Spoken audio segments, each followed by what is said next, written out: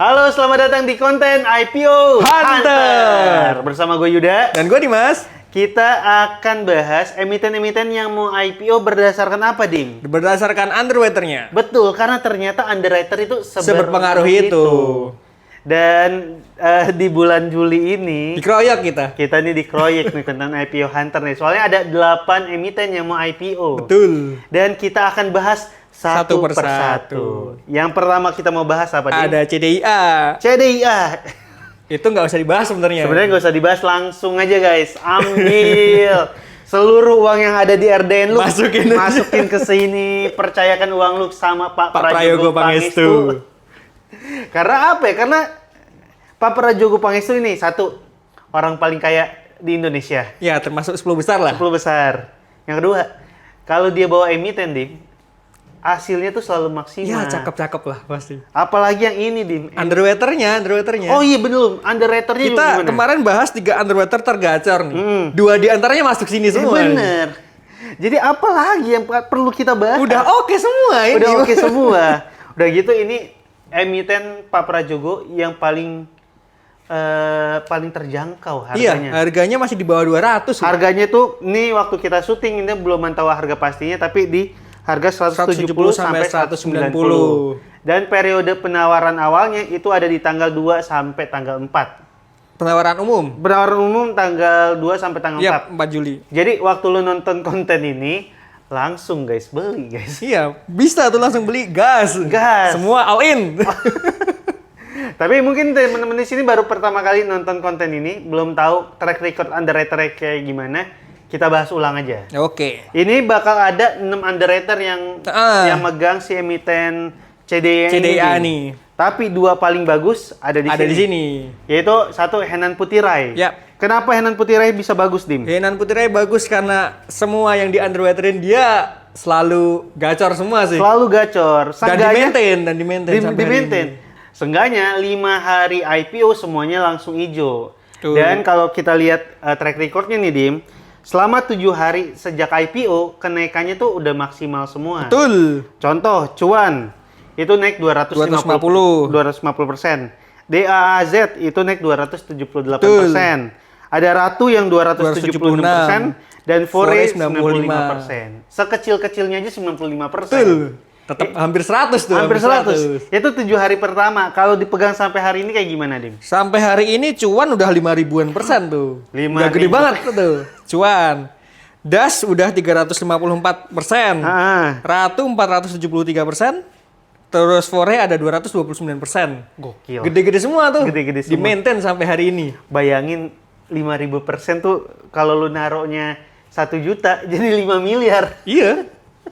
Iya itu Cuan gede banget udah. Gede banget ya. Dan Cuan itu juga Pak Prajogo loh. Oh iya, itu dia. Cuan ada Pak Prajogo. Ratu itu ada ini, CDIA itu termasuk nanti ada sedikit. Jadi kan kalau lu tahu emiten Ratu nih sekarang naiknya udah 473%. Betul. Emiten yang mau IPO ini si CDIA punya kepemilikan atas emiten Ratu. Jadi ya gimana? Ya, bagus hampir banget. 5% lagi. Iya, hampir 5%. Jadi itu yang pertama tuh Henan Putirai. Yang kedua LG gimana? LG ada Trimegah. Trimegah itu juga cukup oke di hari-hari awal itu biasanya ara dia. Terus sampai 7 hari pertama pun juga gede-gede. 74% di Niche. Betul. Terus di Golf ada 12%-an. Di AADI ada 65%. Di CBDK ada 145%. Betul. Kemudian di Mine ada 135%. Jadi kalau lu megang emiten yang dibawa sama Trimegah, seenggaknya dalam 7 hari semuanya itu hijau. Walaupun emang ada yang kayak Golf ini naiknya cuma 9%. Betul. Tapi tetap gede, tetap untung. Tetap untung. Dan kalau di 3 hari pertama semuanya tuh rata-rata naiknya tuh arah. Jadi kalau emang lu ngerasa tapi kan ini Trimegah, ya udah lu percaya 3 hari doang, 3 hari juga nggak apa-apa. 3 hari lepas juga udah untung itu gede. Dan kalau dipegang untuk jangka panjang, emiten dari Trimegah ini dari 4 Dim. Dari 5, 4-nya tuh udah tetap hijau lah. Tetap hijau gitu. Misal Golf itu sampai hari ini udah naik 10%. Ini pas kita syuting tanggal 26 Juni. Ini data yang kita ambil data tanggal 26 Juni. Terus kayak Mine itu naik 140%, habis itu CBDK naik 44%, ADI itu naik 20%. Yang minus itu cuma di emiten Niche. Itu anomali minus 26%. Tapi yang kita perlu ingat adalah si Niche ini IPO-nya awal tahun 2024. Iya, 2024. Jadi memang kita ambil dari sana, kalau kita mau potong cuma dari pertengahan 2024 itu hijau semua. Sapu bersih juga sih, 100% juga. Ini biar teman-teman tahu aja. Dan ada 4 underwriter lain, antaranya ada apa aja, Dim? Ada DBS. DBS itu datanya kayak gini, bisa kalian lihat sendiri aja. Kemudian ada emiten dari BCA Sekuritas atau kode tiknya itu SQ. Datanya bisa kalian lihat di sini. Kemudian ada BNI Sekuritas, itu juga datanya di sini. Dan terakhir ada OCBC Sekuritas Indonesia. Tuh. Datanya bisa kalian lihat di sini. Emang dari 4 emiten terakhir ini secara track record kurang menjanjikan. Ya. Tapi ada dua itu, Tremega sama Henan. Apakah yang 4 akan membawa yang 2 ini menjadi jelek atau yang 2 membawa 4? Kayaknya yang 2 membawa, karena Henan kan track recordnya dipertaruhkan ini. Oh benar. Henan selalu saku bersih loh. Benar, itu dia. Dan track recordnya Pak Prajogo pun juga. Iya benar. Itu dia. Itu dipertaruhkan. Jadi kayaknya hari 1, 2, 3 itu masih menarik lah. Harusnya menarik ya. Dan dilihat dari harganya yang di bawah 200 perak ini. Kenaikannya kan bisa 35%. Pasti overshot juga sih pasti itu. Benar. Ini makanya udah guys, langsung aja. Tapi kalau kita mau lihat valuasi perusahaannya, kita mau bahas juga. CDIA ini secara valuasi kayak gimana, Dim? Market cap gede sih. Udah banget. 21T lebih lah. Iya. Market cap gede. Nah, ini Pak Prayogo ini juga PER dan PBV biasanya gede. Iya. Tapi untuk yang ini cuma PER-nya aja yang gede. PBV-nya masih normal lah, satu kalian lah. PBV-nya masih di bawah masih normal. Iya, biasanya kan gede-gede tuh. Iya, benar. Ini cuma PER-nya aja yang gede. Ya udahlah ya, emang ini buat trading aja lu. Emang lu beli emang ada yang dipegang jangka panjang sampai 40 tahun? Enggak. Kita cari capital gain-nya aja. Kok capital gain-nya oke, hajar. Terus ya kita bisa lihat DER-nya juga masih di bawah 50%. Normal lah, DER-nya masih normal. GPM sama NPM juga masih oke juga tuh. Oke. Jadi sebenarnya secara valuasi bukan valuasi yang kurang juga. Iya, masih normal lah. Secara PBV-nya juga masih di bawah 2 gitu. Jadi nggak terlalu kemahalan lah dijualnya. Paling PER-nya aja sih tadi. Iya, tapi kan Pak Prayogo balik lagi. Iya. Dan biasanya emiten Pak Prajogo itu akan masuk ke dalam MSCI. Iya. Jadi indeks lah.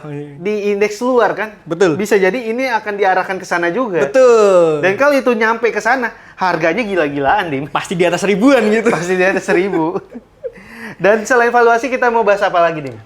Oh iya, penggunaan dana IPO. Oh iya, ini yang juga menjanjikan banget buat Betul. gua. Karena 100% dana untuk IPO-nya pengembangan sih. Buat pengembangan usaha. Karena buat teman-teman yang mungkin gak ngikutin, ada loh emiten yang IPO tahun ini ditulis tuh dalam prospektus untuk membeli rumah owner ya, apa tanah atau apa gitu. Iya, betul. Ini enggak di 100% buat apa untuk membayar hutang. Benar, biasa buat bayar hutang, buat diambil sama ownernya. Ini enggak.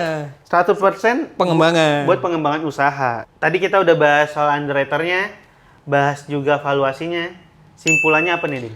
Kesimpulannya beli sih. Gue nggak ngerti sih kalau ada orang, gue sih value investing buat gue ini PER-nya ketinggian. Ya Allah. Yang jelas awal-awal kesimpulan plusnya ini Pak Prayogo. Itu Pak Prajogo. Underwriter ada Henan Putirai. ada LG Tremega. Prospeknya juga masih bagus lah. Benar. Dana IPO dipakai 100% untuk pembangunan perusahaan, pengembangan. Benar. Terus apa lagi? Terus pendapatan perusahaan meningkat terus tuh tiap tahun. Oke. Laba bersih juga meningkat terus. Dan ini punya kepemilikan di emiten Ratu. Itu juga poin plus. GPM, NPM juga bagus. Oke, apalagi? Oh, nilai harganya juga murah tuh, 170 sampai 190. Benar, di bawah 200 perak. Yang market cap gede juga bisa tuh. Naik sampai 35%. Betul, market cap juga gede banget. Iya, jadi ini udahlah. Kita nggak menemukan celah untuk CDIA. Buat teman-teman yang mau dapat keuntungan cepat, mungkin bisa ikutan. Walaupun cuma dapat berapa lot sih? jangan ngarepin beli 10 juta dapat 10 juta. Bisa jadi cuma Susah dapat tuh. 2.000. Iya, betul. Kecil pasti. Karena ini gue yakin banget bakal oversubscribe nih, Ding. Betul. Jadi buat teman-teman ini bisa dijadiin sebagai cara cepat dapat cuan walaupun cuannya kecil. Tapi biarpun kecil tetap cuan. Persennya gede. Persentasenya gede. Bisa kita jadiin ini buat sombong-sombongan. Lihat nih, Gua cuan 100%. Gua multi-bagger, yoi. Padahal cuma 2 lot. Bener.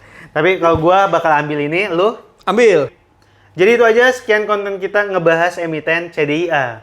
Masih ada 7 emiten lain yang bakal kita bahas. Jadi jangan lupa buat like, buat komen, buat subscribe. Dan sebarin konten ini ke teman-teman lu. Karena siapa tahu teman lu juga pengen mendapatkan cuan yang sama. Gue Yuda. Gue Dimas. Dadah. Dadah.